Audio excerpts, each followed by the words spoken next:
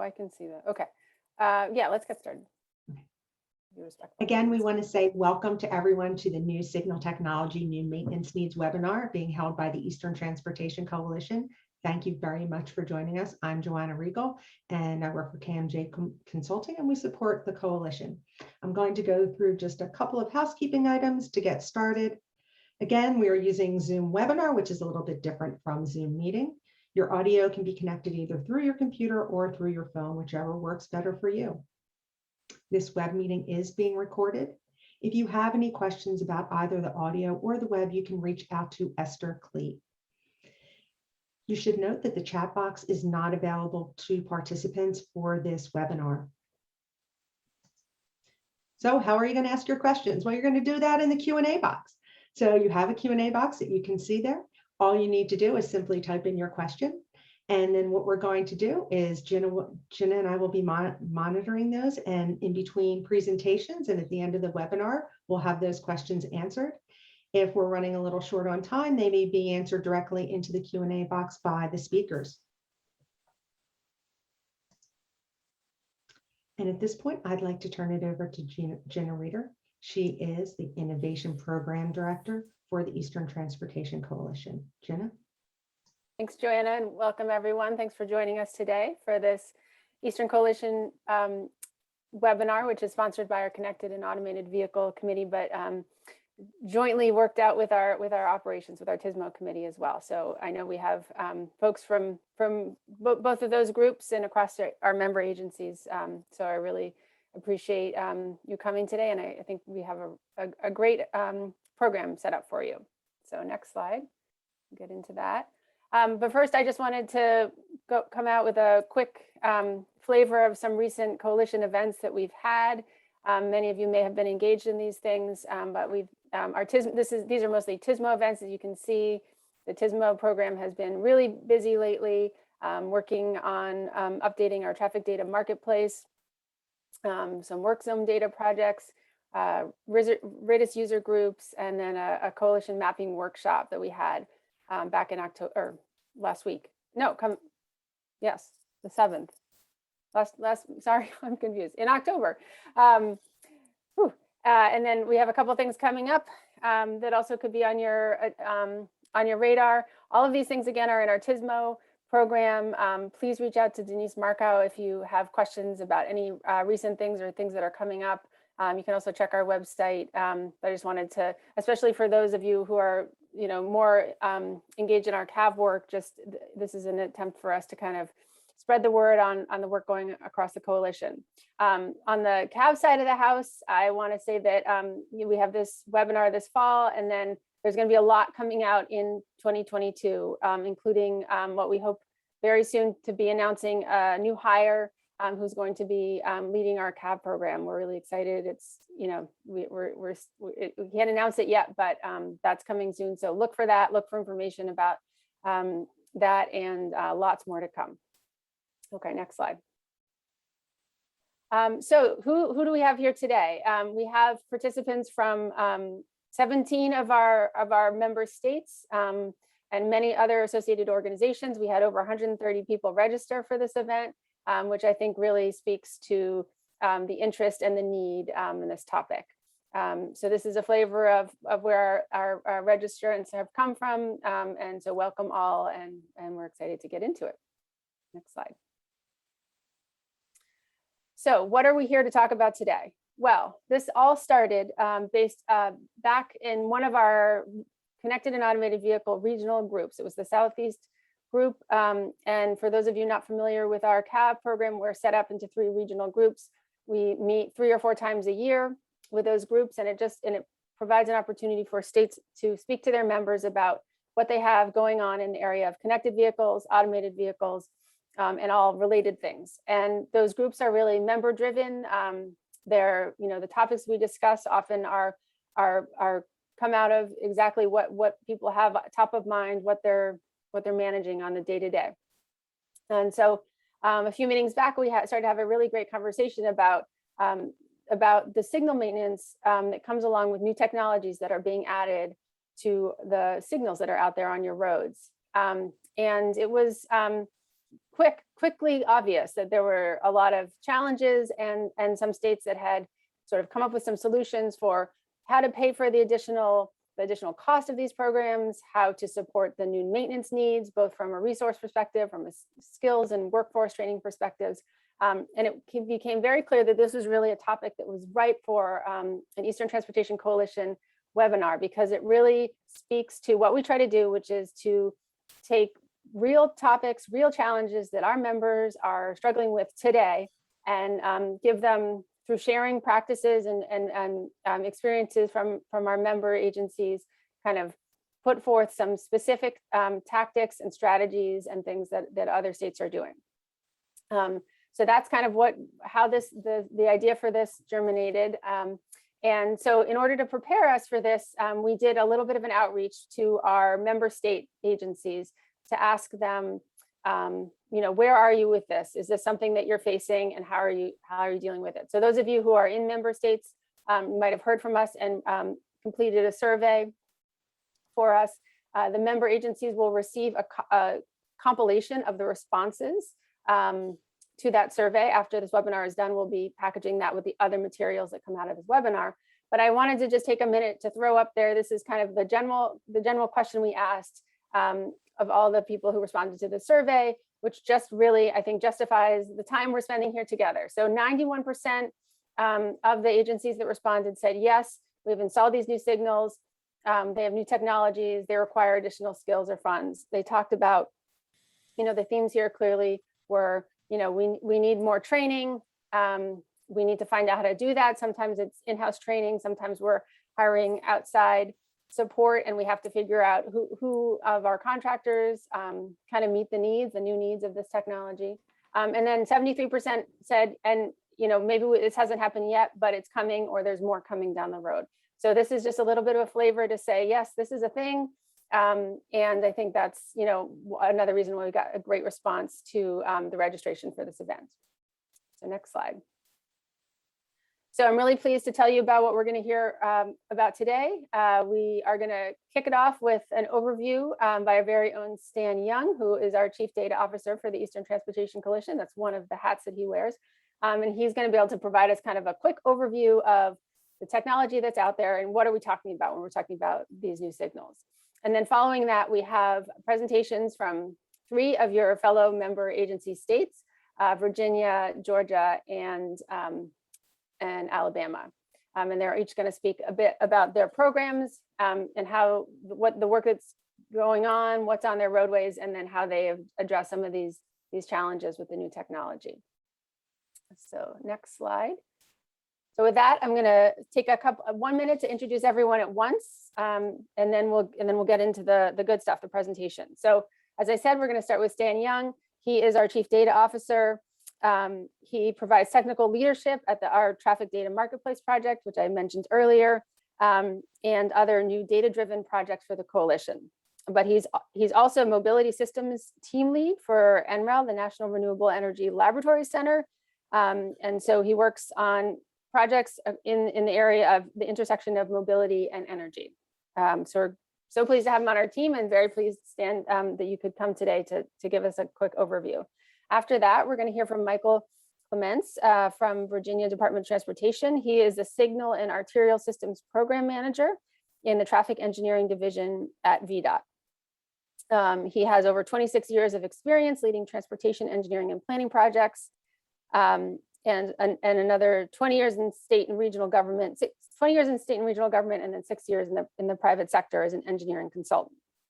After Michael, we're going to get to hear from Andrew Heath. He is the state traffic engineer for Georgia DOT. He's been with Georgia DOT since 2008, and he's been in a bunch of different positions there, including working in the Office of Planning, an executive assistant to the chief engineer, and now he is the state traffic engineer within the Division of Operations. And then last, certainly not least, we have Brett Sellers. He is has a cool title of the Emerging Technologies Engineer for Alabama DOT. And he is a member of the Alabama DOT Maintenance Bureau TSMO section. And in that role, he helps facilitate advancement of the 9 TSMO service layers across Alabama DOT's 5 regions. to do the math there. That seems like a lot of things. So that's what we have today. Welcome to all of our panelists. And with that, I am going to turn the reins over to Stan. Thank you, Jenna. Thank you for the introduction. I tell people I'm the Warm Up Act, the main events, a little advertisement of what the coalition is doing in this area and the general theme. So let's go to the next slide, and so we can get quickly to our speakers. This was constructed more from the TISMO interest, but it's absolutely relevant within Signals as well. I say it's the best of times. We have more external companies providing us external high quality data feeds across many areas, mapping traffic, and I could put a couple of vendors on here from the traffic signal space as well. Let's go to the next slide.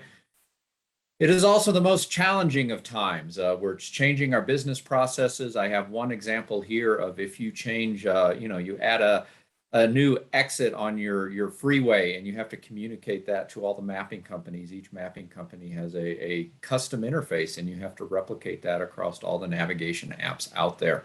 We're seeing this played time and time again. So the coalition is trying to be the middleman, trying to smooth things out.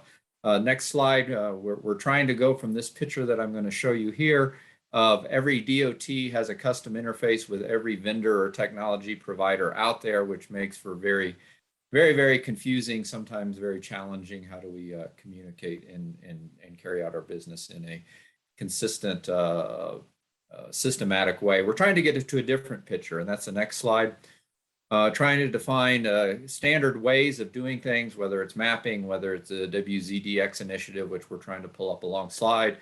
Communicating incidences, even posted bridges. There's talk about extending WZDX into what we call BSDX or something on that other, and many other areas. And there's many other areas in the signal division. If you go to the next slide, I briefly penciled in traffic signal performance and the traffic signal performance measures. You'll hear a lot about that today. The coalition is active in many of these spaces as a liaison. Go to the next slide. A couple of years ago, we put out what we call our optimal traffic monitoring guide in September of 2019, just in time for the pandemic to hit. It's still on the website. It still has relevant information, though it's getting a couple of years dated. If you go to the next slide. In this monitoring guide, we covered many things. First, we did conventional sensors. Let's not forget where we came from. We looked at commercial probe data, Enrix here, TomTom, and many other providers. Got into re-identification data.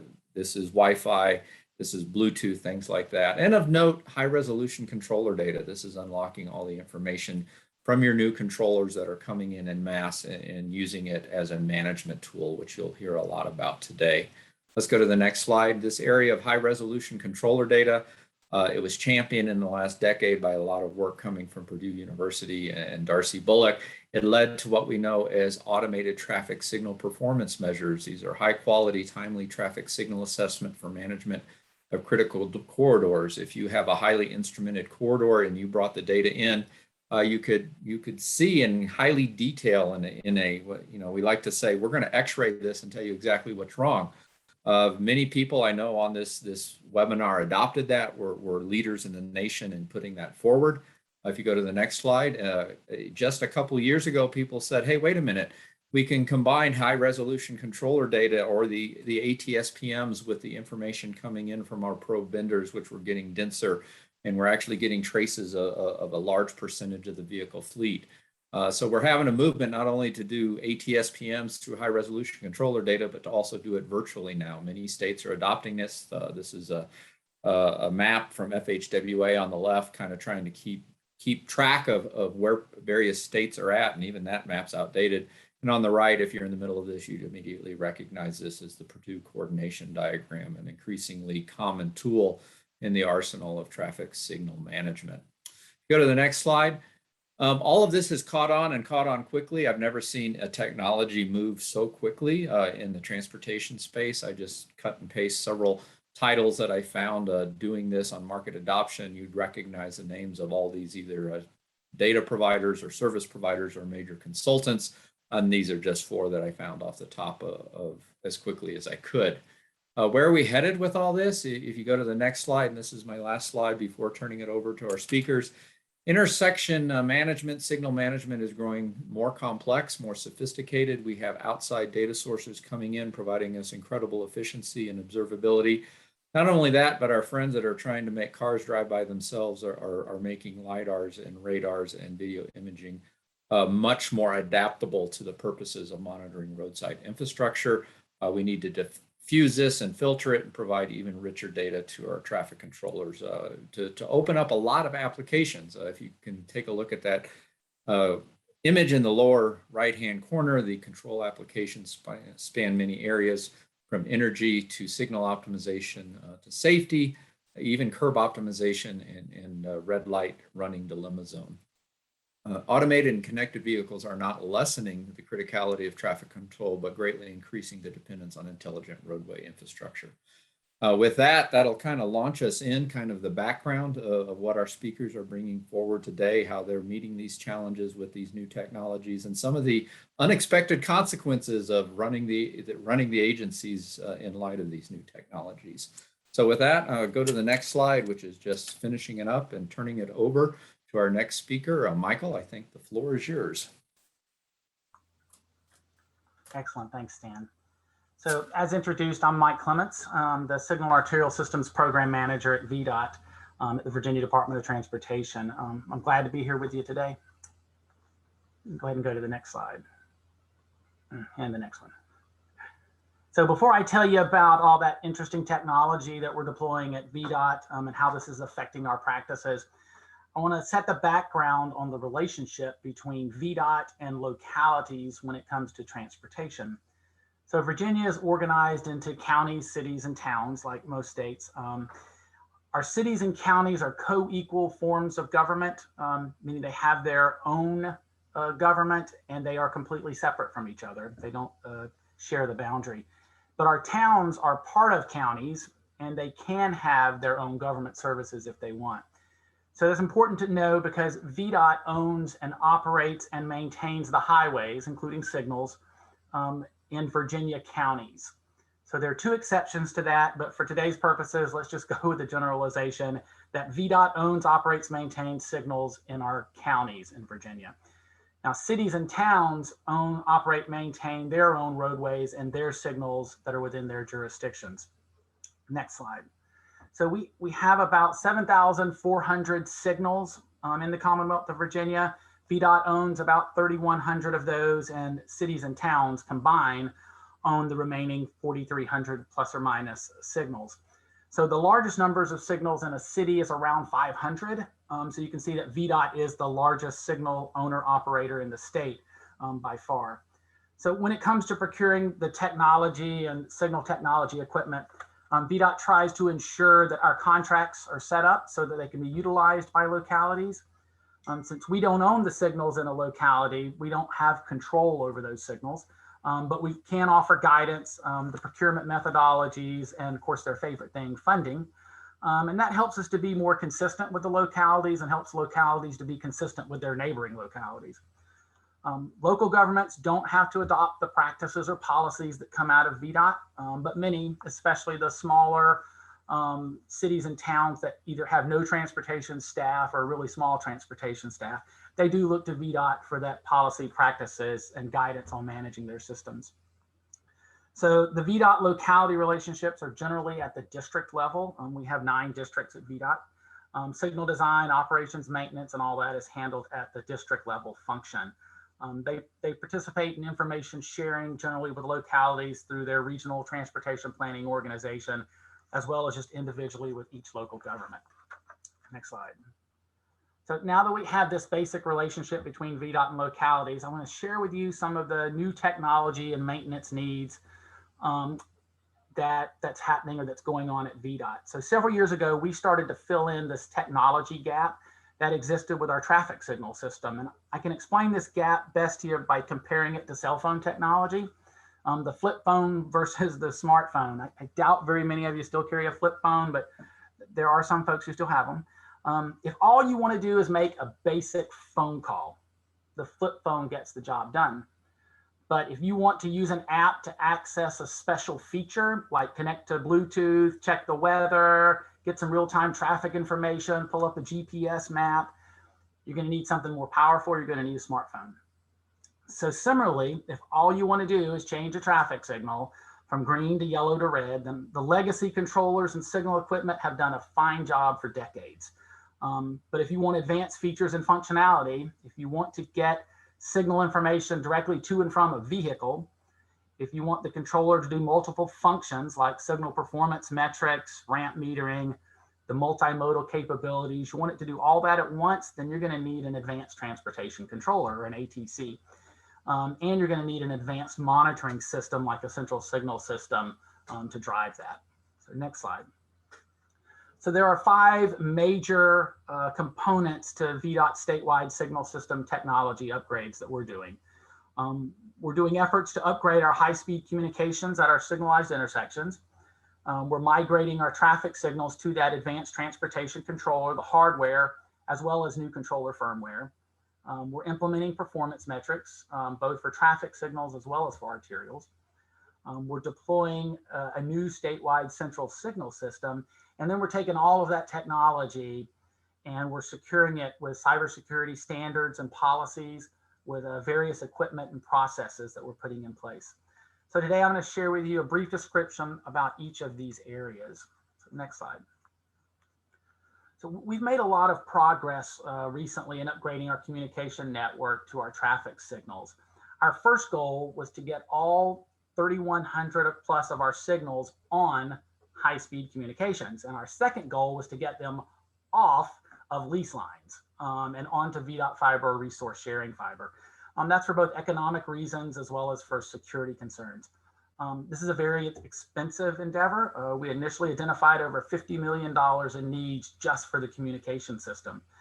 However, as time has gone on, we've been able to significantly reduce those anticipated costs down through agreements to share fiber resources with various communication providers who are cutting through Virginia with their fiber, as well as working with localities on agreements to share their communication systems or our communication systems with them, where we have these coordinated systems across jurisdictional boundaries. Next slide. Vdot has an initiative underway to migrate to this advanced transportation controller platform and away from the legacy Nema TS1 and TS2 environment. Why? Well, again, go back to that flip phone versus smartphone analogy. The functionality and features of this new controller is needed if we want to use technology to help us better manage our signal and our arterial systems. So for those of you that have heard about the ATCs, this type of stuff isn't new. Some of the features, it has an open architecture, which to me was one of the most important things. Any manufacturer or developer should be able to build products based on the standards. This allows us to do cross-vendor compatibility between hardware and software. So for example, Vdot has McCain and Econolite controllers, and we run D4 firmware. And right now it's going off pretty well. The vendors are all working together, but we aren't locked into just one vendor. We can have multiple vendors for our signal technology, and they all operate together.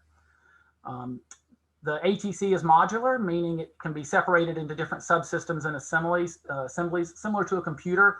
If you need a high-powered CPU or you need additional memory, you just simply use 2 thumb screws on the back and you put in a new CPU or more memory. And it keeps us from having to buy brand new controllers when we're just trying to get some upgrades for memory or for CPU power. And of course, as I mentioned earlier, it can do multiple tasks all at the same time, and it can grow with technology. We've also found out that we can use this with our legacy signal cabinet environments, our Nema environment, simply with a sled on the bottom, as you see at the bottom left picture there. That's a 2070 controller that we can place in a Nema cabinet. Our contracts for our advanced transportation controller hardware and firmware are available to the localities to use. They can just simply come in and use our contracts to order equipment if they wanted to use our stuff. Next slide. So one of the features of the ATC is the ability to produce automated traffic signal performance metrics. Stan talked about that, and the gentleman from Georgia is also going to talk some more about it, so I'm going to cover it briefly.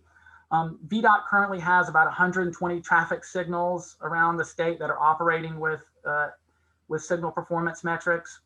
It provides the ability to do proactive signal timing, adjustments and optimizations without the expense of collecting time of day, intersection, turning movement counts. That's a real big benefit to us. While we only have about 3% of our signals currently providing the data, our goal is to have this analytical data available to all 3,000 of our traffic signals. It's a lot of data. We're talking gigs, not megs, and it requires a lot of server space to store it and rather large communication pipes to transmit it. So that's partly the reasons that we're going through the communications upgrade as well as our controller upgrades. It gives us the ability to do this performance metrics. So we're planning to host our data in a Microsoft Azure cloud environment. As we get our communications, our cloud storage, and upgraded security measures in place, we'll start implementing signal performance metrics a lot more quickly. Next slide. So to get the idea behind the central signal system, just think about all the functions you get out of the advanced transportation controller that goes to a single intersection and multiply that by hundreds or thousands if you have thousands of signals. And it's coupled with the ability to monitor all those signals simultaneously. So our central signal system will allow us to monitor and control our signals and arterials in real time. It provides real-time performance reporting, as well as information that we can give directly to the public through traveler information systems and other network users. Prior to our efforts to move to a single statewide platform, Vdot operated 5 different central signal systems that were independent of each other across the state. Earlier this year, we completed a deployment of the KIT central signal system at Vdot. It's currently housed on local servers at one of our traffic operations systems, but we're in the plans and actually in the process to move that to an Azure cloud environment later this year. So again, our central signal system contract is also available for Virginia localities to use. Next slide. So once we've got the new controllers in place and we've got the new central signal system in place, we have this capability now to transmit signal phasing and timing, or SPAT data, with connected vehicles as well as with special apps on cellular devices. Vdot currently has over 1,400 signals in our Northern Virginia area near DC that's transmitting some form of SPAT data through a third-party provider.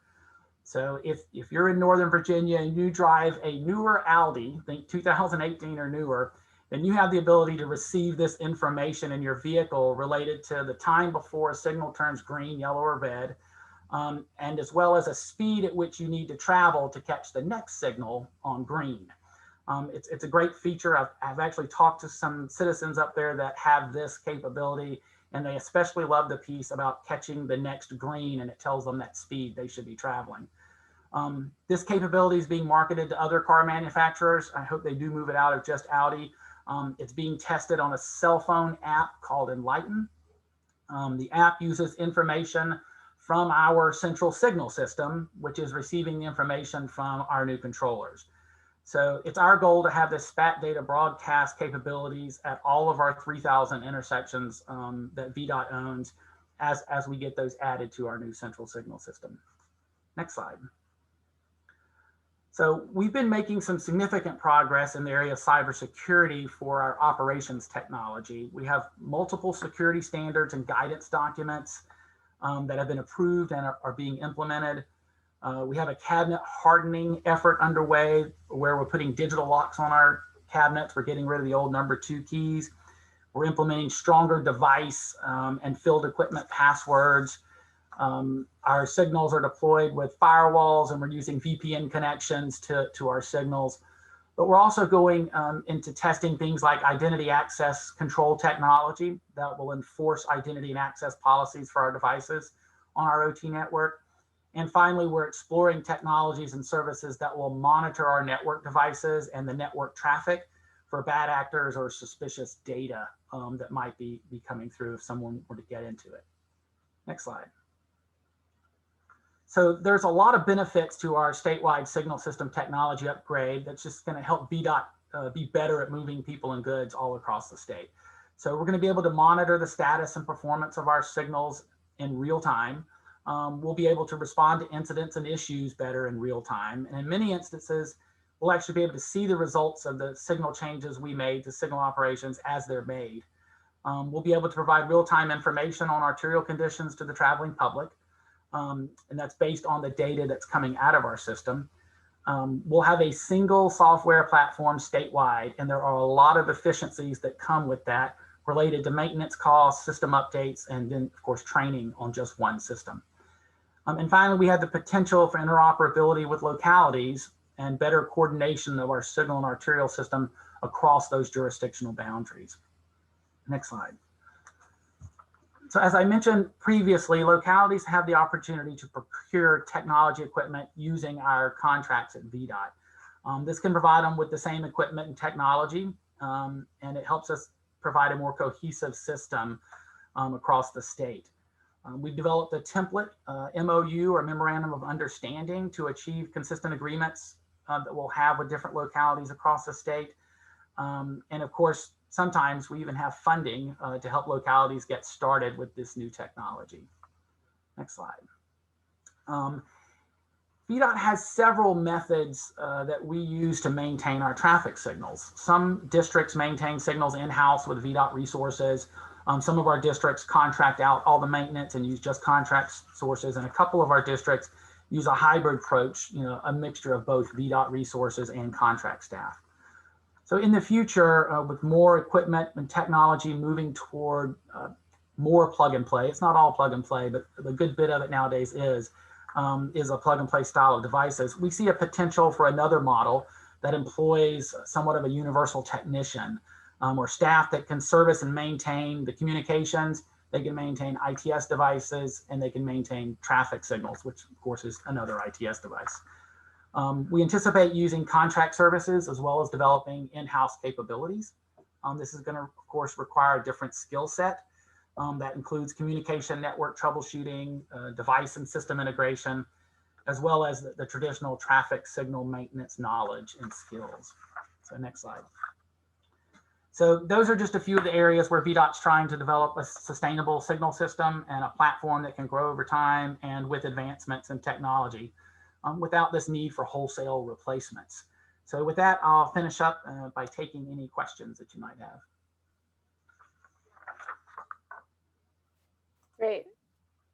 Thank you, Michael. And yes, we have had a series of questions come in, and we definitely have time for some questions. So the first one is, how are your signals communicating to connected vehicles? Are they using roadside units? Can you talk a little bit about that? Okay. So we actually have two different pilots that are running up in our Northern Virginia area. We do have one pilot with probably 30 to 50 signals that is using roadside units to do that. A research group is in charge of that. It's our Virginia Connected Corridors that they're doing. The one that I spoke of with the 1,400 signals, that especially the Audi one or that Enlighten app, those aren't coming from roadside units. That actually comes from the controller to our central signal system. And then with an API, we're streaming our data from the central signal system to this third party developer who puts it out through cellular connections to the vehicles. So that's not a roadside unit system. Great, thank you. The next question is, did the Vdot Traffic Signal Systems Office folks lead the way in getting approval to use cloud services for Atspm data, or was it more of a requirement or encouragement from IT-focused offices? Great question. Sorry, that's, there was about an extra year added into our deployment because of this right here. I can't tell you that the signal system led the way. Our IT folks really did the heavy lifting there. In Virginia, we have a whole nother agency that handles IT for Virginia government agencies. So we had to work with that agency to get approvals and that type of stuff. So our IT department worked with that IT agency. It was a huge deal, and it came about more in the middle of 2018. Our governor put out an executive order that basically said we were moving away from buying servers and everything's going to the cloud. So we were kind of forced in that direction, although we liked the direction. But yeah, we let our IT lead it. I just happened to be one of the first of the systems at Vdot that it's going to the cloud, at least as far as operations. You get to be the guinea pig, huh? Yes. Okay, next question. Keeping pace with the rapid emergence of technology related to ATSPM is challenging. How are agencies, well, your agency specifically, adapting your workforce and business processes in collaboration with partner agencies like towns and cities to pivot towards active operation of traffic signals? What's happening now and what needs are anticipated in the future? Okay. There's a lot there. Like I said, we only have about 120 signals on this signal performance metrics platform, and we're also using the Gdot system. So we're trying to basically go build it as we're going. So we're still testing it to see how many people, how much staff we need. It's a lot of data coming in. It's a lot of analytics that has to be done. While the A in ATSPM is automated, what's automated about it is collecting the data. The analysis is still manual. You still need that engineer, technician person looking at it and reading it. We've been through quite a bit of training on ATSPM and the different metrics that you can get out of it, what they mean to us, that type of stuff. So we've been providing that training is one thing that my team's been helping with. We're watching what other states are doing that are doing a lot more of this than we are already, and we hope to get there pretty quick. So I think you'll probably hear some more about it from Georgia DOT. They're pretty much up front doing a lot of that work. Great, thank you. Another question that got an upvote is there a safety issue with the SPAT-related slowdown of vehicles and the non-SPAT equipped, quote unquote, faster cars? How does that impact the flow there? You know, as far as I know, we haven't seen a safety issue with it at this point. I don't believe there's enough vehicles using it in that sense. Right now, it's basically Audi vehicles, 2018 or newer. And it's only in one part of the state, which is already fairly congested. So, you know, we haven't seen that yet, though. But that's a good research project for us to start looking at to see what effect that has. Right, absolutely. Okay, and what is your transition plan from Dsrc to CV2X units? Wow, you know, I'm not involved with that at Vdot directly. I believe we're testing both at this point. Okay. Did you upgrade your detection system to get ATSPM data? We have upgraded some of them. We started with just the mentality of let's get ATSPM out there. There's quite a few metrics you can get without having great detection. We have pretty decent detection at most of our signals. But I believe that is probably one of our next steps is to go through and to outfit some of our signals with a lot better detection. Where we had video detection, you could do a lot more than areas where we had specific loop detection in the ground. All right, and they keep coming, so we're going to keep going because we've got time here. So the next question is a two-part question. First one is, which software platform are you using for ATSPM? We are using the Gdot freeware. Okay. And then how do ATSPM leverage for technician shortage for maintenance purposes at maintaining agencies? You know, I'm not exactly sure where this one's headed, but I'll take a stab at it. So I think like most states, we do have a signal maintenance tech shortage. Signal maintenance techs are hard to come by sometimes. I do believe one of the side effects of ATSPM is going to be, we know a lot more about what's failing. And if we want to be proactive, we're going to need to get it fixed, which is going to require more maintenance. So I think those two are going to play together. That, yeah, we have a shortage and we're going to know about all these needs that we have all of a sudden. So. Yeah, that's interesting. Okay, and one more question here. How does the SPAT system account for emergency vehicle and regular traffic at intersections? So our signals, our central signal system, as well as our controllers know when they go into emergency vehicle preemption mode, and that information is transmitted through that API. So it will know what plan you're in, what mode you're in, and that type of stuff. And that stuff is transmitted. That data is transmitted through this API to this third-party app. Okay, and then we do have a question from Stan. Stan, I see you're raising your hand too. Your question is, are you dabbling in the virtual ATSPMs, that is ATSPMs from probe or connected vehicle data? And Stan, you can speak if you want to add to that. Okay, was that from me or for Stan, or was from Stan? It's a question from Stan. Okay. Okay. If it was clear, go ahead and answer. No, you know, we're not dabbling yet in the data coming in from vehicles. We're still considering the security implications of allowing data in. Right now at VDOT, all data goes out. So we're not pulling data in from vehicles yet. Okay, thank you. And then there is also a question about the presentation being made available, and the answer is yes, the presentation will be made available. All these presentations will be made available after the webinar.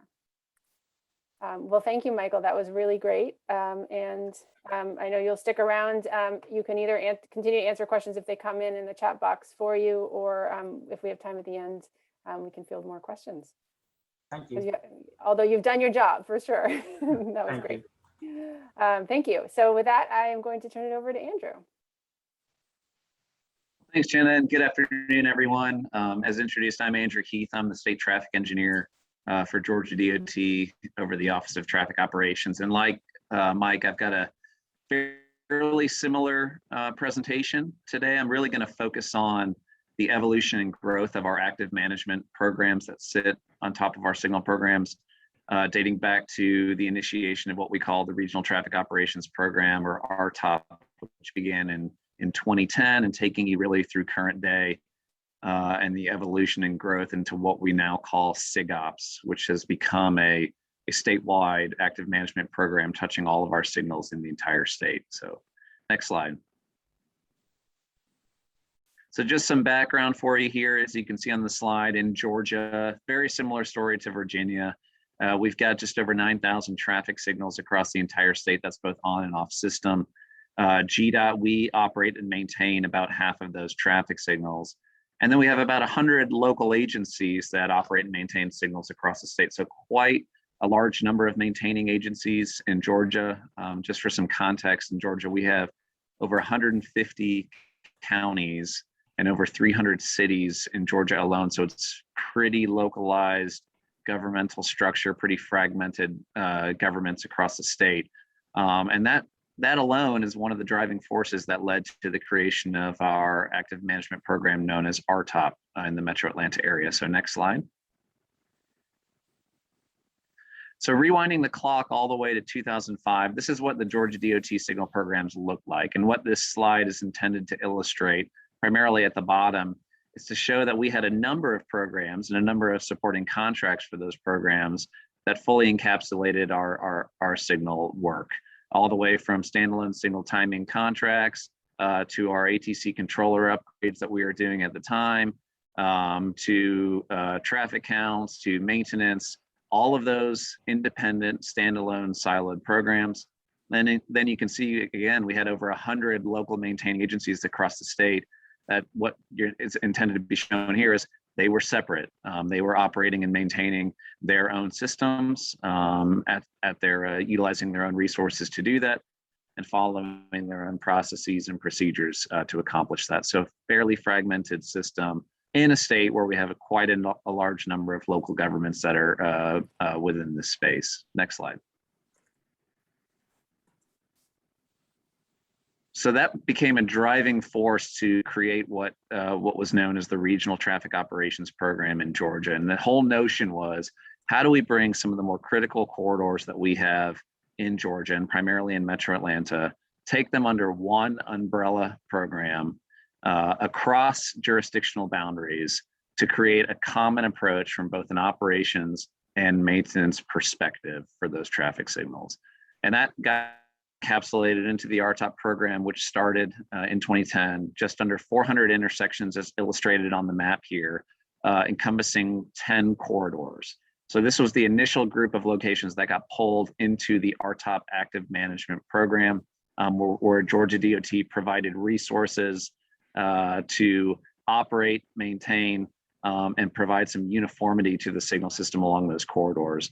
And it was both resources internally, but then providing resources to assist externally with some of those locally maintaining agencies. What you're seeing is every other traffic signal in the state, illustrated there through non-Rtop, is separate contracts again. So we were trying to pull some of the signals into these programs, but then we had obviously quite a large number that sat outside of this program at the time. Next slide.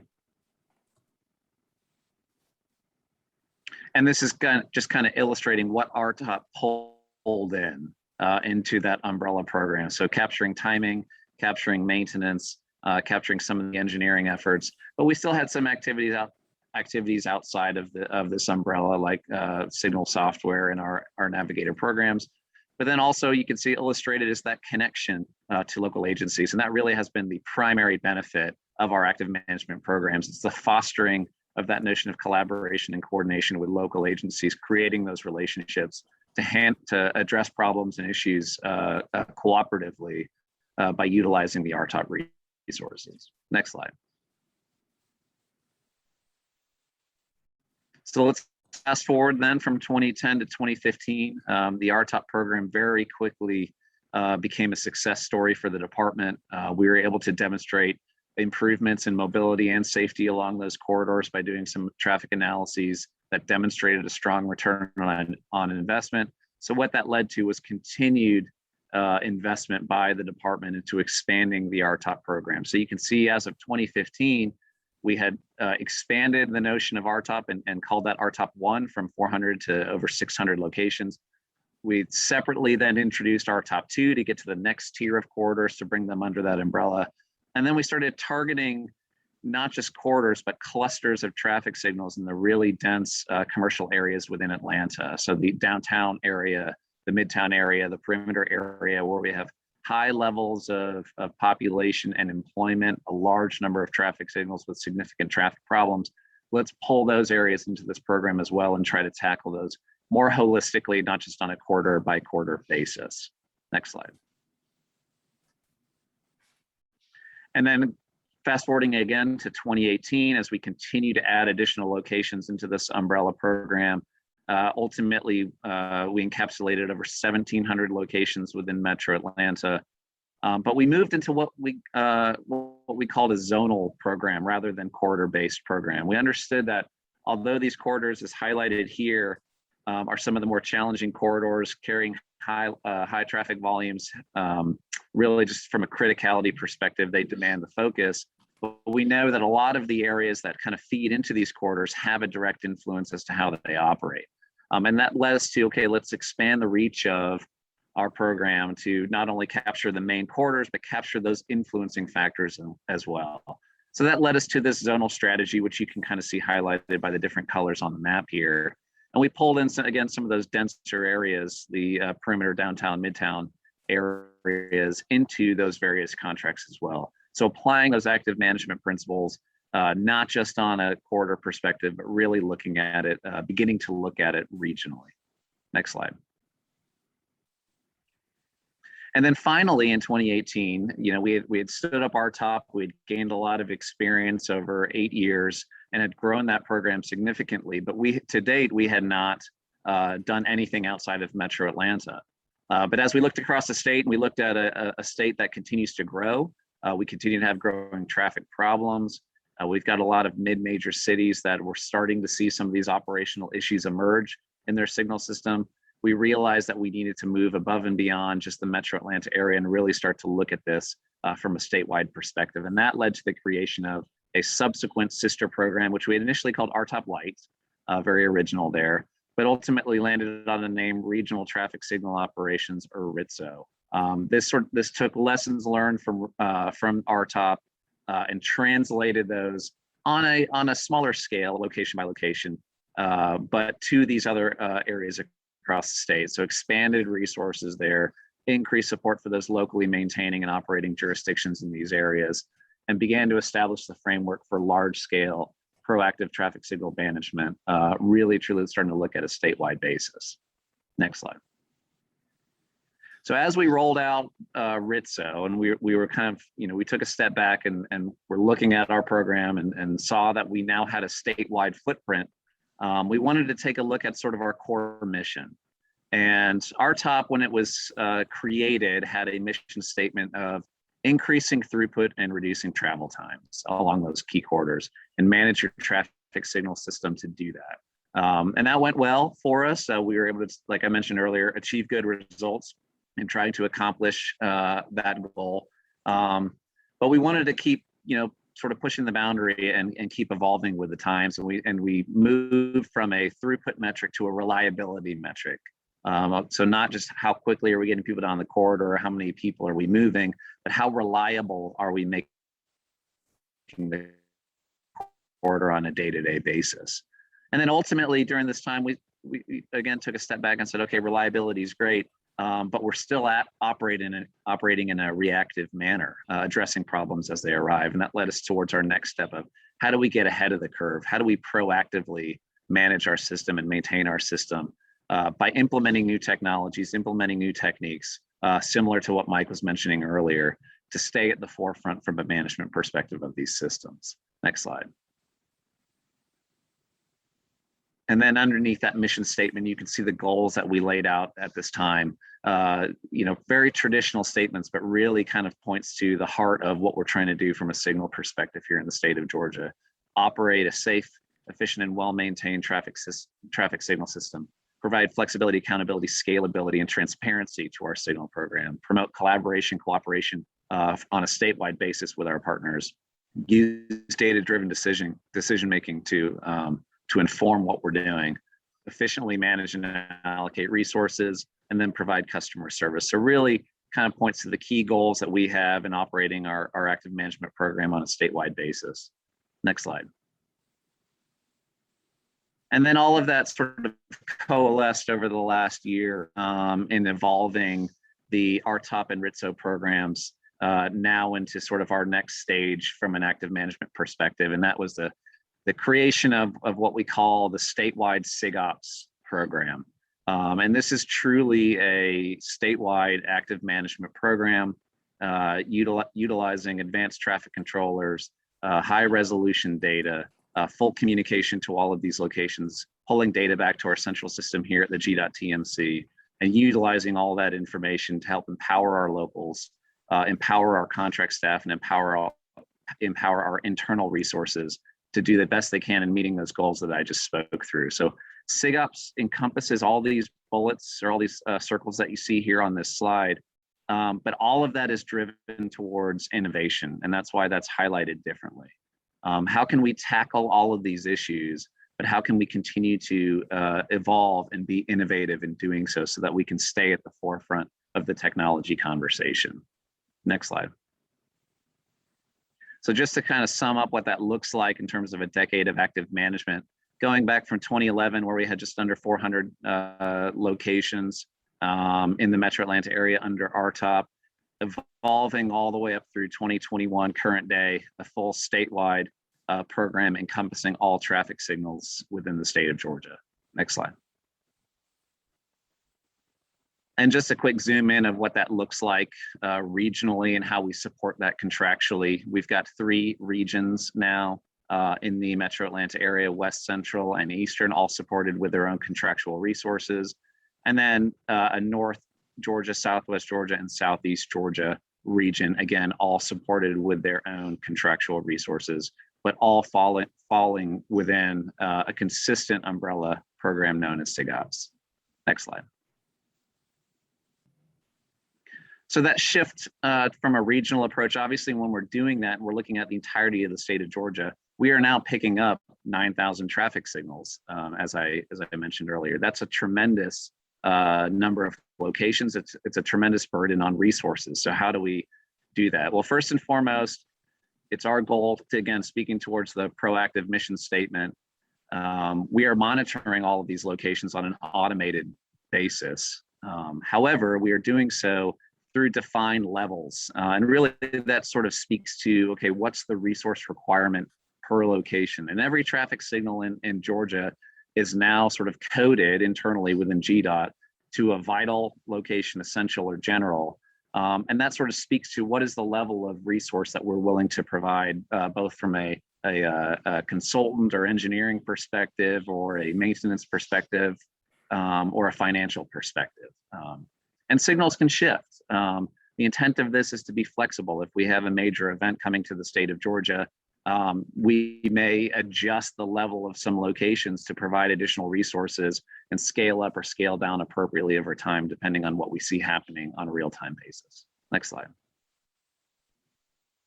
All of this is supported by data, pulling back that high resolution data, aggregating that information here at the TMC into actionable metrics so that we can understand what's happening in a real-time basis for any number of metrics ranging from mobility performance measures to volume metrics to communication and device uptime to how quickly are we handling and addressing tickets for potential issues. We have developed our own homegrown dashboard that you can see here called Sig Ops Metrics. And this dashboard is receiving information from every traffic signal in the state of Georgia that is a part of our system, or that we have a partnership with a local agency to be a part of the system, all coming back to the TMC to run this level of aggregation on the data. Next slide. And our next, our sort of upcoming efforts on the metric side are to not just look at operational performance metrics like some of the stuff I showed on the other slide, but starting to pull in maintenance metrics and safety metrics so that we can give locations what we're calling a health index or a health score, overall health score. So we want to look at our corridors and our network holistically, our arterial network holistically from an operations, maintenance, and safety perspective. So let's develop indices that give us a relative rating across locations on how are we doing from an overall health perspective, and letting those metrics dictate then where do we apply resources, where do we push our focus to try to address some of those things. Next slide. And then finally, all of this is supported through various maintenance activities.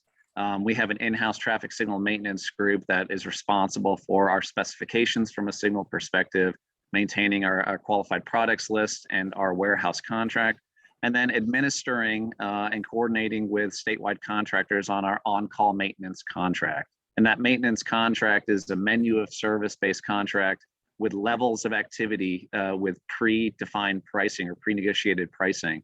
So as we identify issues, whether it might be loop repair or a knockdown or what have you, the maintenance contracts that we have can respond to those issues. Pricing is already in place, so the negotiation process is very quick, so that we can get maintenance contractors out in the field to address those issues in a relatively quick time frame. Next slide. And just a little bit more on the maintenance contract here. Predefined prices based off of location, the criticality from a time frame and what exactly the task is. The only limitation we have on the maintenance contract is we can't add pavement and we must work within existing right-of-way. If we're able to do that, avoid those two issues, we can essentially rebuild an entire traffic signal from the ground up with the eligible activities under those contracts. Next slide. So just to sum up, over the last decade, sort of the evolution of Gdot's active management program, again, from 2011 to 2021, just under 400 locations in our program, in 2011 to over 8,000 plus today, graduating from Metro Atlanta only to really a true statewide operation. We now have 8 independent consultant teams under contract supporting all of those various contracts. And you can see the dedicated funding that we provide annually to support that continued growth of the program. Next slide.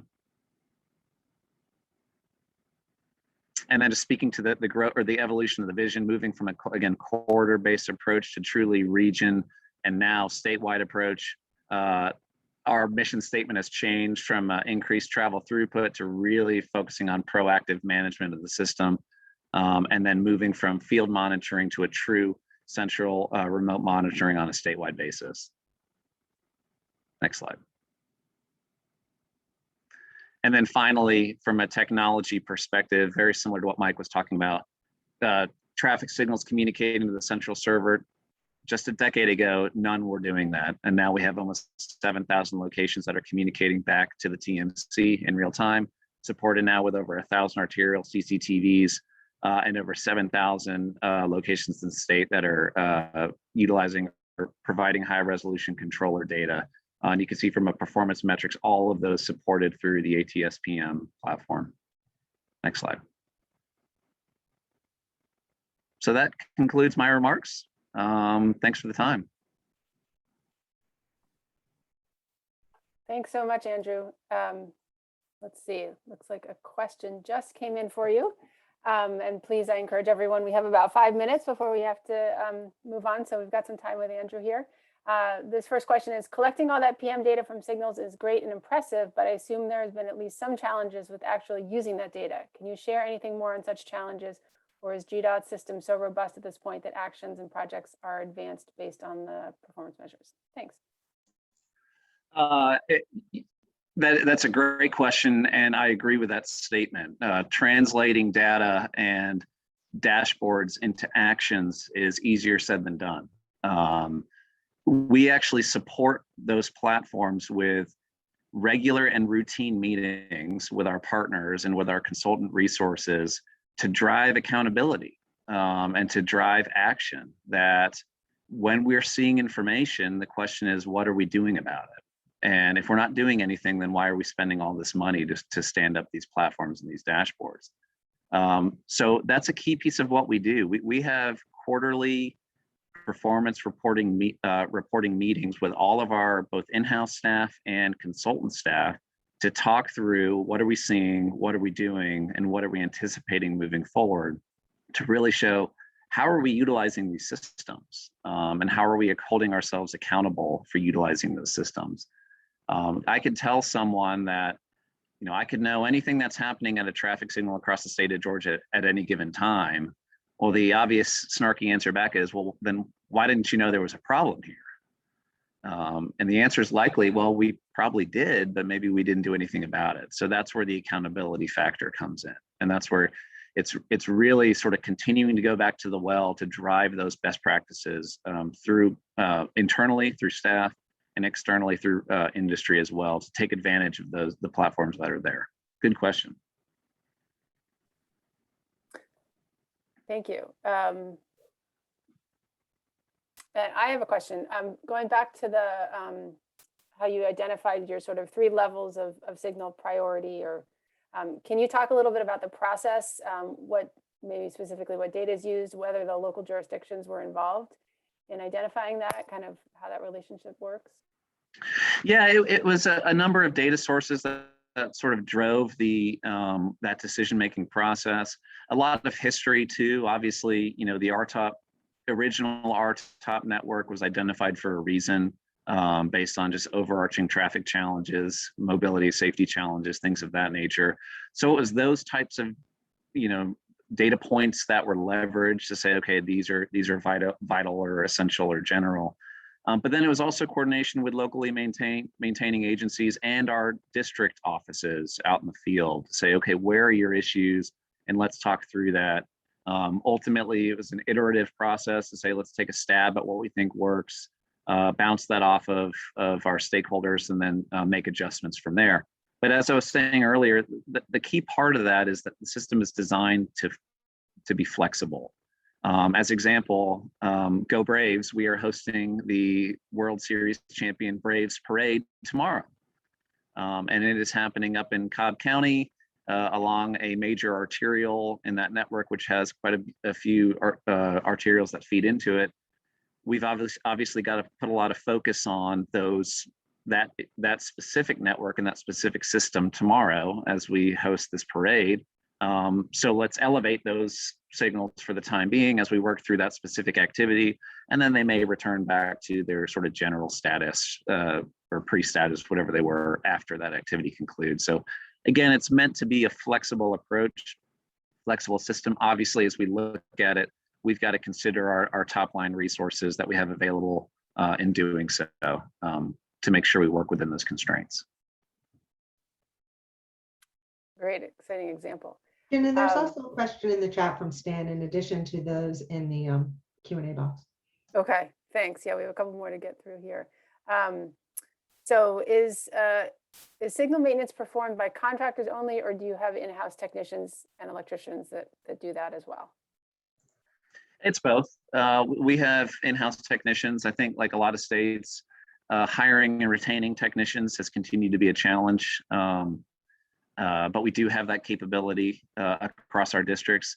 But we've seen continued reliance on our contractors, primarily for, when we're in like emergencies, when we're dealing with hurricane response, things of that nature. we rely very heavily on our on-call maintenance contractors. So that's why we wanted to build those contracts to be as sort of as snappy and quick in response as we could with those predefined prices, those pre-negotiated rates for various activities. And it's worked well for us in doing it that way. Okay, and we have another question that kind of piggybacks on the one about data, and you got the data, but what are you doing with it? So following up on Russ's question, we are working on contracts to outfit all the signals within a district region with comms to add the PM capabilities. But the question we're asking is who is going to use the information? And if we look to hire someone, what job duties would we want? Do you have anyone assigned specifically to do this work in the central office, or is that specific to the regions?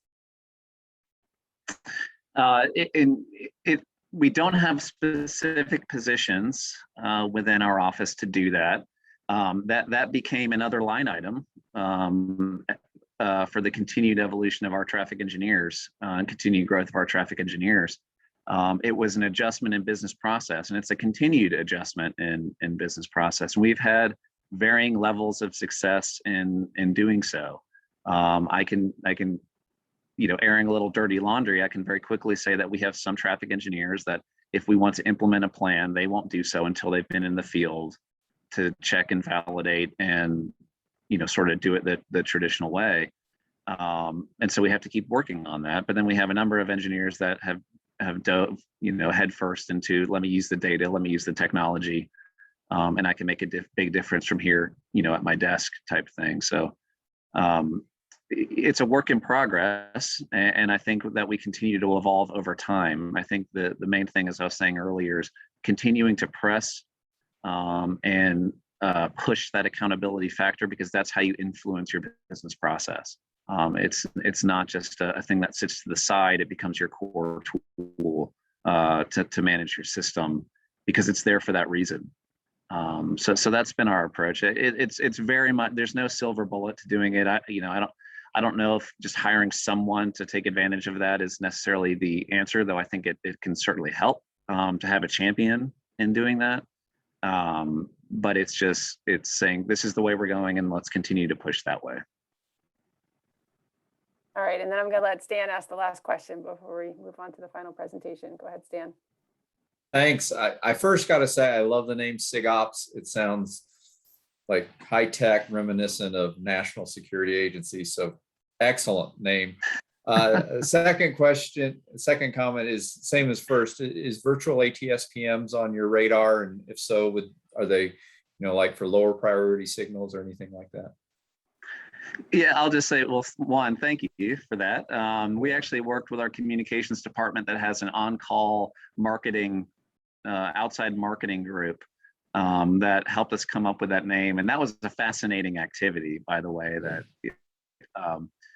understanding font types and colors that are specifically picked out and why and how, and is a fascinating thing. But I can say when we kind of rolled that out to staff that weren't involved in the process, when they saw that powered by Gdot, they just thought that was the coolest thing ever, because it was, reminiscent Absolutely. of those big tech companies and all that. And they're like, wow, we're a part of something really neat here. But it does lend credence to, this is a program, this is a real thing. So that was cool. From a virtual ATSPM perspective, I don't know, if I would say that we're doing that. What I will say, and maybe this addresses your question, we are, from a connected vehicle perspective, we are starting to pull data in at various locations through onboard units attached to the CAN bus of vehicles. We're starting to get into that world, and that's been a challenge from a security perspective with our IT folks, as you might imagine. And we are standing up an SCMS to help address some of those security issues. One of the things that we're doing along those lines then is we are outfitting all of our safety service patrol HERO here in Georgia with onboard units to communicate to our infrastructure. And as part of a grant award that we received through the ATCMTD program, and as part of that project, we have pulled in Georgia Tech, who will be standing up and running a digital twin from that connected vehicle data to see what is happening from an operations perspective using the Hero CV data as its source. So I'm not sure if that's necessarily virtual ATSPM. I think it kind of speaks to that concept. But the way we're referring it to is essentially a digital twin of the signal system at that specific location where we're introducing the project. Thank you. Thank you. All right, great. Thank you so much, Andrew. And before I hand it over to Brett for our last presentation, I just want to say that if folks have, I encourage you to put the questions in the chat as they occur to you to any of our panelists. I think what we didn't mention at the beginning is if there are questions that come in that we don't have time to answer, we will follow up with the panelists and have them provide a written response, and that goes into the Q&A summary that we provide along with the slides. So if you have questions, fear not, they will still be answered even if we run out of time today on the actual webinar. So all that being said, I am pleased to hand it over to Brett to wrap us up here with a presentation about Alabama. Good afternoon, everybody. Hope you're doing well. I'll just say I don't have a question for Andrew. I have a request. If he would save me a spot at the parade tomorrow, I may drive over as I take a drink from my Braves cup. We're all excited about that. And if I yawn, I apologize. I'm not used to staying up that late watching games, but glad to be here. Tell you a little bit about what we're doing in Alabama. You've heard two really great presentations of programs that are ahead of us. So for those of you who have listened to all of what you've heard and said, wow, this is a lot. It is, but you're about to hear some stories from people who are kind of going through it now and trying to get up and running. So hopefully this will be informational and useful to you as well. And I'll be glad to take questions as we go through it. So just briefly for us, we've got about 2,600 signals on our mile-posted routes. We do a mix of maintenance, and I'll talk more about that in a second. So let's go ahead and move to the next slide.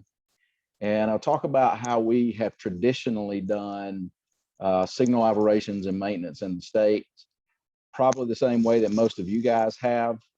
You'll do your existing travel time runs to get an idea of how it's currently functioning, because we all want to be able to show that return on investment, right? We take counts, we build models off of those counts. We'll go out to the field, we'll implement that. We'll spend some amount of time doing some fine tuning in the field. Then we'll come back in, do some post-travel time runs to make sure we capture how well we've improved it so we can tell that story, and then we walk away from it. And I put on this slide, we'll see you in 3+ years. It really depends on what part of the state you were in here. In some cases, it was likely more 5 to 10 years, depending upon the needs of that corridor and the staff that we had in place locally. Next slide. And then on the maintenance side, so our typical maintenance operations, we do maintenance agreements with local municipalities. If all 4 quadrants of the intersection lie within their city limits, then we would do a maintenance agreement with them for maintenance and operations. Basically, they would pay the power bill. In some cases, depending upon what their staffing was, if they could actually do timings and things of that nature, we would allow them to do that. It depends on the area as far as what that traffic engineer from the DOT side wanted to see, whether they wanted to sign off on it, some of those kind of things. But it varies from location to location. Some of our areas, same problems that the other states have talked about. We don't have the ability to do it in-house based off of numbers. It's hard for us to compete in the labor market to be able to get people, recruit them, train them, and keep them. A lot of times we can get them in, we can train them, and then the money's a lot better on the private side, so they leave us. So you'll see a mix depending upon where you are in the state of in-house versus contractor. But ultimately, we've all been asked to do more with less. And because of that, typically there is little, if any, preventative maintenance performed. But the biggest thing I want to say about it is it's all typically reactionary. Most of the time in these areas, if things were changing from green to red or green to yellow to red and then back again, nobody really touched it. Next slide, please. So as we begin to evaluate where we are, what we're doing, we know we want to do better. We can do better, especially when you reside next to Georgia and you hear a lot of the things that they're doing and the great things that they're providing to their citizens. We started to evaluate, so what's obstacles that keeps us from doing it? One of the big things that we come across is limited connectivity. We don't have a lot of communications to our signals and being able to see what they're actually doing. Dealing with multiple equipment manufacturers. You may have Siemens or Econolite, depending upon what area you're in, and being able to communicate with all that, having to support all these different manufacturers and their requirements or their software systems. The age of the equipment, that's always one. If it ain't broke, don't fix it kind of thing lends itself to seeing some really old equipment out there sometimes. Staffing numbers, just in general, being able to get those people in, mentioned that earlier, but not just from the number side of it, but the technical or the knowledge side of it, both on the engineering and technical sides. I mean, we don't have a ton of technical expertise, engineering expertise with our traffic engineers. They may have a completely different background and come in. They may not necessarily work for somebody that can teach them a lot of that. When I came to the department, I worked for a consultant for about 5 years before that, doing signal time and just typical traffic engineering stuff there. So I was able to bring in some experience that a lot of our traffic engineers don't necessarily have. So who's going to teach them those kind of things? Obviously funding. We're always fighting for funding no matter what you're doing. One of the other things you guys probably deal with too is what I like to call kingdoms and overcoming those kingdoms. So in these areas that we have that maybe have some staff or have some technical ability to work with their signals, do some timing, they're very protective of that. And they also a lot of times answer to city councils and mayors that can influence how they operate, which we know is not necessarily looking at that system as a whole and abroad and the good of the system necessarily as much as it is for the good of that particular person. So how can we work through some of those? And then the last thing is taking ownership of the technology. We've had some issues in this state with specifically surrounding adaptive technologies, of being able to provide that as an opportunity in the cities because of the knowledge gap, maybe technical gap on their side, not necessarily really wanting to dive in and take ownership of it and see what it can do to provide them a positive return on investment. Next slide, please. So I said, we know we can do better. How? And I just mentioned earlier, so like my friend Wilson here, we were constantly peeking over the fence at Georgia to see what they were doing. How can we learn from that? And as we started to piece some of that together, it became, how do we make the business case to our leadership to try to secure funding to invest in this? With that, what can we do to overcome this engineering knowledge divide, the technical knowledge divide, the financial divide of creating that business case? And then how can we unite those kingdoms? Next slide. So we found a better way, which was the Rtop model from Georgia. We weren't bashful about it. We didn't even change the name. If it works so well, if it ain't broke, don't fix it. Bring it over here and let's go to town. We had to find an area that was willing to pilot the program. This is something for you guys that don't have a program like this, if you do and you're interested in this.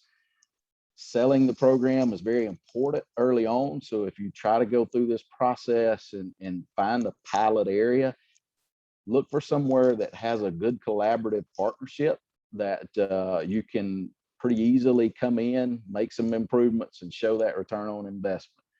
Begin instilling a collaborative culture. If you don't have that in those areas, you've got to really go in and work. And that's where having staff that is able to work with people, for lack of a better term, people to come in and try to sell these programs and work with it, which is going to help you illustrate that positive return on investment because things are going to go well and you'll see an improvement. And then once we can kind of work that out in an area, get the kinks worked out and what our program needed to be, then we would look to expand the footprint, look to take it kind of statewide based off of what we were able to do in the pilot area. And then we knew that whatever we settled on, the program had to develop talent in both an engineering and a technical side. Next slide. So we found our start in Tuscaloosa, which is in the west central part of our state. They become our pilot. They started in 2018. There's 174 intersections that were touched, but most of like what you've seen in some of these other presentations, it started with a route here and a route there. And as we begin to see how well it could work and iron out some of the kinks, it quickly expanded. So, you know, we started out with probably 25, 30 signals kind of thing, and you can see where we've quickly expanded. And then beyond that, we began to expand out into some of the more rural areas of that West Central region, which is controlled in the Tuscaloosa area. So this Jasper and Clanton and Livingston, these areas were small areas that had 5 or 6 signals on a route, but those were diversion routes off of interstates. And we could go in, maybe put an AT&T lease line, drop to get some communication back, deploy a few cameras, CCTV cameras, and be able to remotely active manage these signals during times of incidents on those paralleling interstate routes. And then also, this is our CV pilot. So there's a lot of work, research that is going on at the University of Alabama with Dr. Alex Hainan, who has been an understudy to Darcy Bullock that was a part of the Atspm. So it's great to have a resource like that in your state that is just super eager and has a motor that drives 90 to nothing when it comes to this technology and how we can improve people's lives using it. Next slide, please. So success in Tuscaloosa. I said that's one of the big things we had to do if we could lead it to our, sell it to our leadership, to be able to invest in it. And this is just kind of a brief slide of some of the improvements that they were able to develop, implement, and get going. We can illustrate those in these metrics over here as far as money and all those kind of things. But at the end of the day, what really relates to people is, you know, I'm getting home 5 minutes quicker, or I'm making it to my child's soccer practice or dance practice on time now, where I used to be late, some of those kind of things. So those are the things that really add in. And kind of how Tuscaloosa became our pilot was our director was going to a conference, something he was speaking at over at the university. And he was a little bit delayed in getting there. He actually said from his presentation that he apologized. He was caught at every signal coming through town, and he didn't know what it would take and who would be responsible for it, but they would get that addressed. So sometimes things work out in the most interesting ways, but those are the key ways that you can get buy-in and involvement. And then you got to be able to tell this story on the back end with these numbers as to what you've done. Next slide, please. All right, so just real quick, high level Rtop task for what we've set aside here in Alabama is pairing traffic engineers and maintenance providers together. First kind of top task is inventory and maintenance of what's going on in those signals. What do you have there? Modeling and signal timing is the next one. Then providing area support for local events or upgrades, and then stakeholder meetings, making sure all those people that I said that have been tasked with operation and maintenance of these signals are involved and they know what's going on. Next slide. So the inventory and maintenance, the department has a traffic signal inventory that was developed probably about 6 years ago. The problem that we've had with that is making sure it's staying updated. So it's kind of put back on the local area traffic engineers to make sure the things that are going on out there are being brought back into the system. And sometimes that's really difficult with all of the other things that they have going on. So this is a great tool and asset based off of these consultants and maintenance providers being teamed together to take a high level inventory of everything that is anything tied to this signal. It is in it and it's going back into this database so we can constantly keep this updated, know what we have on the road, what's working well, what's not working well, and then eventually get to a life cycle cost and being able to better forecast what replacement needs are and things of that nature. Next slide. Not only that, absolutely whatever that communications is, it's Ethernet switches, what version of firmware is it's running. We talked about signal software systems and also reporting tools that we have. Next slide. So moving forward, getting to the actual data collection and modeling process, we have anything that we have from our transportation planning group as far as counts, all those kind of things we provide that to them as much as we can. We may have them take counts depending upon what it is, but we try not to waste a lot of money on counts, so to speak. So if we need to go out and hit a few high priority intersections based off of movements and then use those to then kind of backfill whatever data we may have to build these models, we much rather spend that money on actually improving things than trying to figure out and classify where we are, so to speak. But doing travel time runs and all those typical things that we would do, we no longer have to go out in the vehicle with a stopwatch and things of that nature. By using probe data and platforms that we have, we've got a much better way of actually taking where we are now and then developing these metrics that illustrate the improvements that we've made. Next slide. So some of the tools that we have available that we make, we have the Atspm platform based off the open source Gdot stuff as well. Not many of our signals are capable of providing all of that massive data needs, so that's something that we'll work through in this program to try to build. But we utilize ClearGuide as our performance metrics platform. We also provide our algo video, our algo suite, as far as we go to installing CCTVs to be able to share that with our responding partners, and then also our TMCs. But the big part is for making these teams of consultants and maintenance providers more efficient when they can monitor multiple intersections from one central location and make those changes. Next slide. So timing deployment, all this is kind of done on that local area. We don't like to dictate that from the central office. They know what they're doing. They know what their needs are. So we let them develop their strategy on how they want to move forward, whether that's wholesale with all of their routes that have been identified through this program, or if they want to selectively choose based off of whatever needs they may have at the current time or in the short-term future.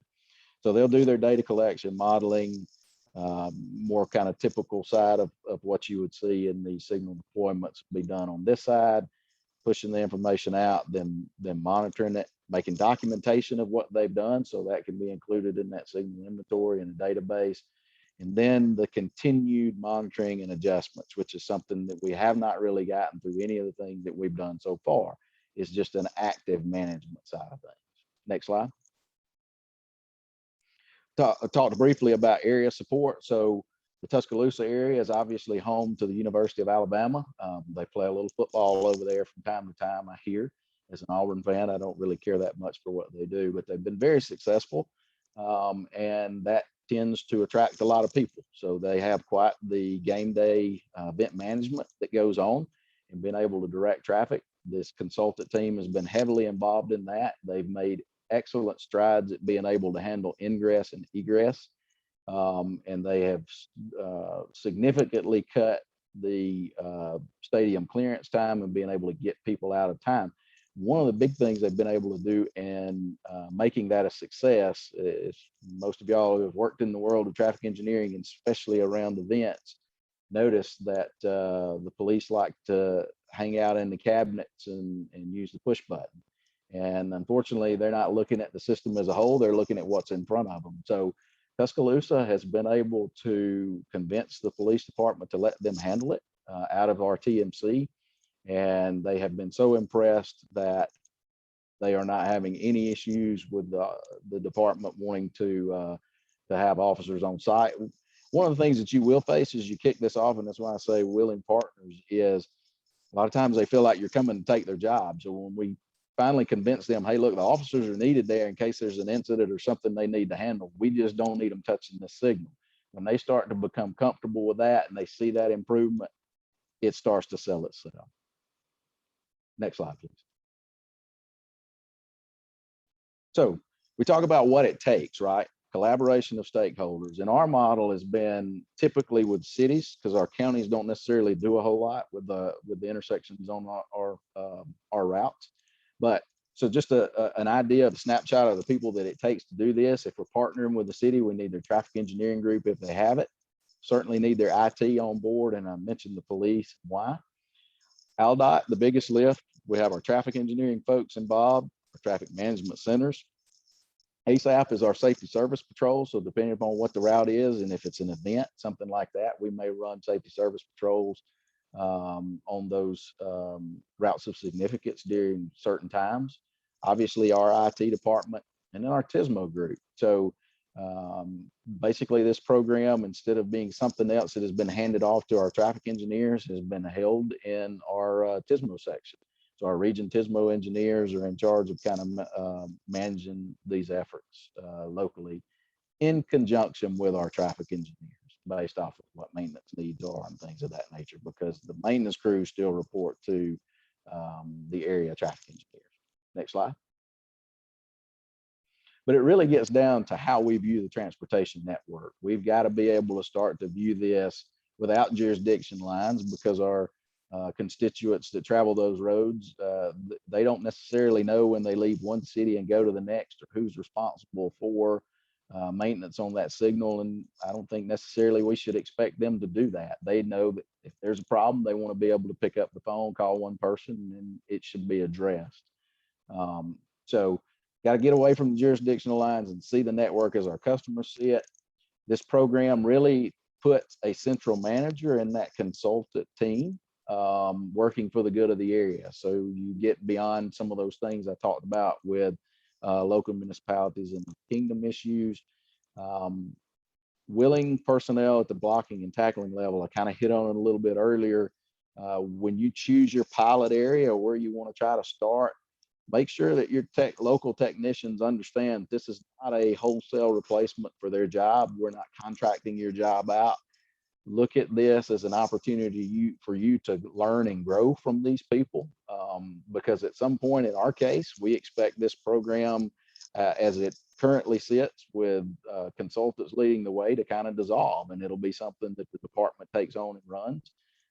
If we're able to, you know, kind of get our people up, sustain them and keep them. But at the end of the day, it's really about solving those challenges together.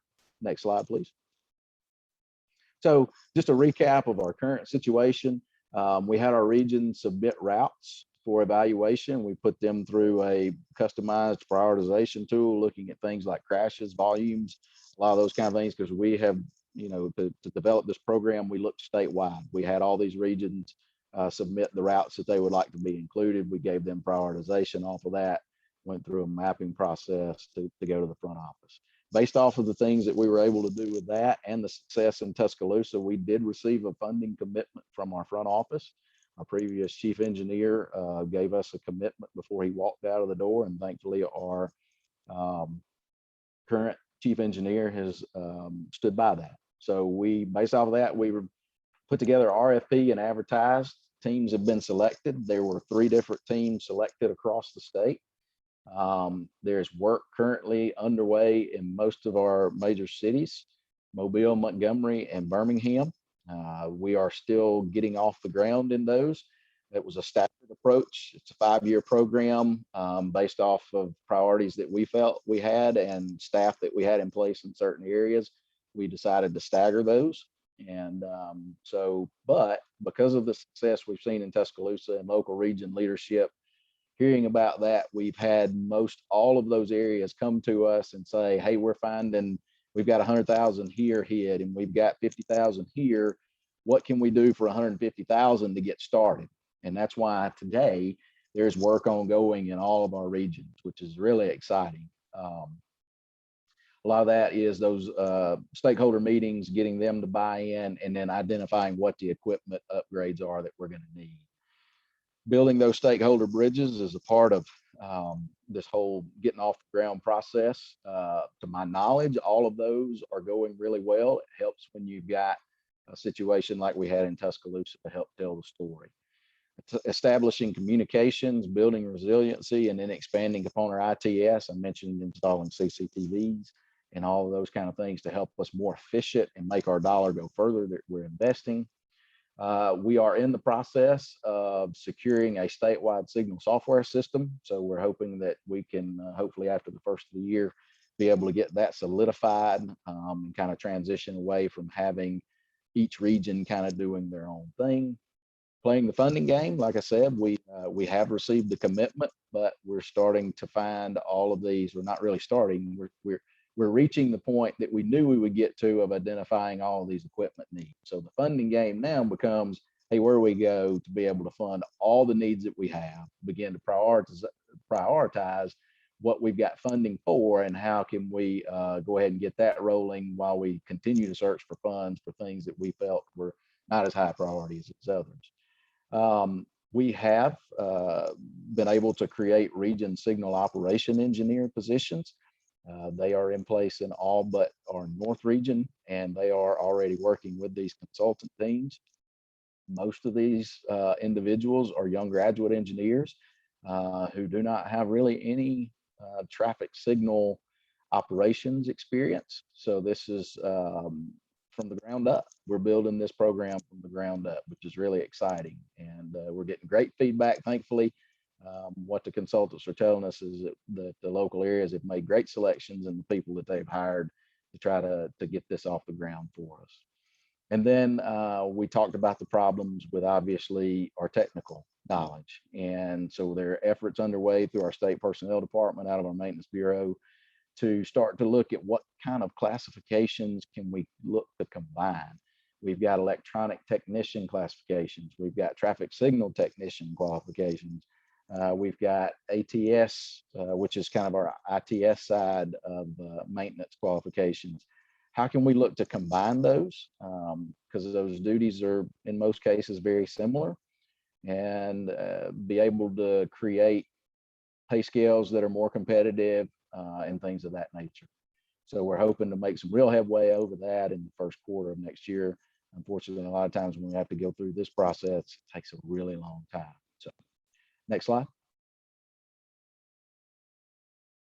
And that is all that I have. So I'll be glad to take any questions about where we are, where we're headed to, if there's anything that I missed that you're interested in. Thanks so much, Brett. We have actually gone over time a little bit, but that's great information. And so I know some people have probably had to jump off, but we have one question that's come in so far. And then, as I mentioned, other ones, if others have them, we will follow up in written form. But I'll throw this one question at you if you have a couple minutes, which is, what platform or provider do you use for probe data, and how do you use it? What types of projects and analysis? Okay, so we use Here for our probe data. They are partnered with Iteris for the ClearGuide product, which is our performance metrics. We use Here in everything that we do. They're integrated into our ATMS, into our TMC. The ClearGuide platform is really starting to take off. We use it a lot as far as building our TSMO capital program when we went to seek money for that. We did not do it as much in the Rtop side and utilizing it for travel times. We've still kind of utilized it more for presentations and illustrating these kind of beginning and ending benefits of like Tuscaloosa, and much more so on long duration incident on interstates and things of that nature. But it's a business process that we're trying to get incorporated and sell the use of that tool.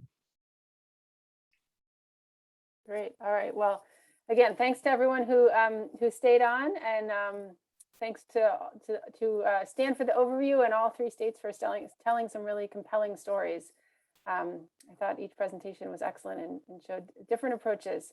And so I will just wrap it up and let everyone go, and mention that, again, we'll have the follow-up documentation and materials for our members, and so you can look forward to getting that material. And I hope everyone has a wonderful afternoon. It looks like we do have one more question that came in, so I will promise that question gets sent along to Brett, and Brett will give you an opportunity to respond to that, either specifically to Russ or through the Q&A documentation that we put together as part of these materials. So have a great afternoon, everyone, and we hope to see you again on the next coalition event. Thank you. Thanks.